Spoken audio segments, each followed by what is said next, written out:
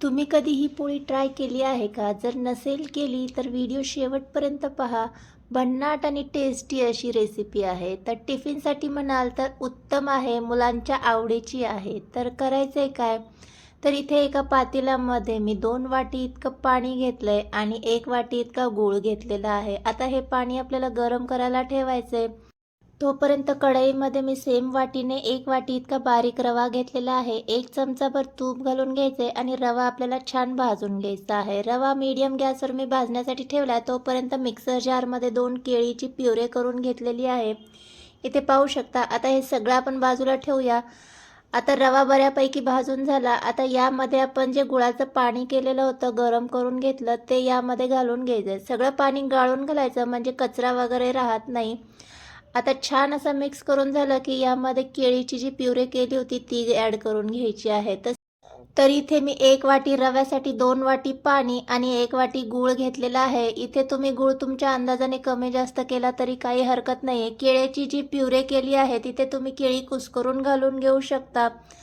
आता छान एकजीव करून झालं की यामध्ये आपण गूळ वापरला आहे त्यामुळे थोडीशी जायफळ मी किसून घालून घेते आहे. पुन्हा छान एकजीव करून आता हे आपण साईडला ठेवून देऊया. इथे ऑलरेडी मी कणिक मळून ठेवलेलं होतं. त्यामधलं थोडंसं पिठाचा गोळा घ्यायचा आणि त्याची एक पारी करून घ्यायची आहे. इथे पाहू शकता या पद्धतीने आपण पारी करून घेतली आणि आपण जे शिऱ्याचं स्टफिंग केलं होतं ते यामध्ये स्टफ करून घ्यायचं आहे. इथे स्टफिंग जे आहे ते तुम्ही तुमच्या आवडीनुसार कमी जास्त करून घेतलं तरी काही हरकत नाही आहे. छान इथे आपण शिऱ्याच्या पोळीची लाटी करून घेतलेली आहे. आता ही लाटी तुम्हाला किती जाड आणि किती पातळ लाटायची आहे ते तुमच्या आवडीनुसार लाटून घ्यायची. आता हे जे कणिक मी घेतलेलं आहे हे नॉर्मलच आपलं जे रेग्युलर कणिक असतं त्याच पद्धतीने मी मळून घेतलं. आता इथे मी काय केली, थोडीशी जाडसरच अशी पोळी लाटून घेतलेली आहे. तुम्हाला हवी तर तुम्ही पातळही लाटून घेऊ शकता. तवा इथे बऱ्यापैकी गरम झालेला आहे. आता मीडियम गॅसवर आपल्याला काय करायचं आहे, ही छान आलटून पलटून खमंग होईपर्यंत शेकून घ्यायची आहे. तर नेहमी आपण वेगवेगळ्या प्रकारच्या पोळ्या केल्याच आहे.